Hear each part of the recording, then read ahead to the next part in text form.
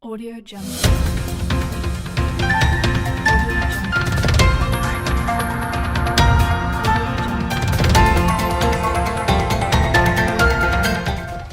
May ika-26 na Cluster 5 Secondary School Press Conference ay ginanap ngayon ika-20 ng Marso, taong kasalukuyan sa ganap na alas 7 ng umaga sinimulan ang programa. Ang pagpapakitang gilas sa mga estudyante muling matutunghayan sa Bahay Pare National High School na may temang From Campus Journalism to Real-World Journalism Shaping Minds from School to Society. Ang paliksahang ito ay nilahukan ng 21 na paaralan, kasama rito ang mga paaralan na nagmula sa Candaba at San Luis. Ang programang ito ay pinangunahan ng punong guro ng Bahay Pare National High School na si Ginang Faye M. Gonzales.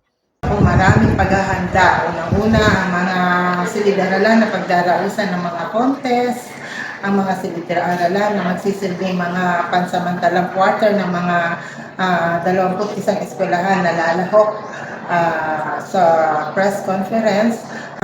Huradong kukuhanin ang mga evaluators, ano ang kanilang kwalifikasyon at sila ang napili.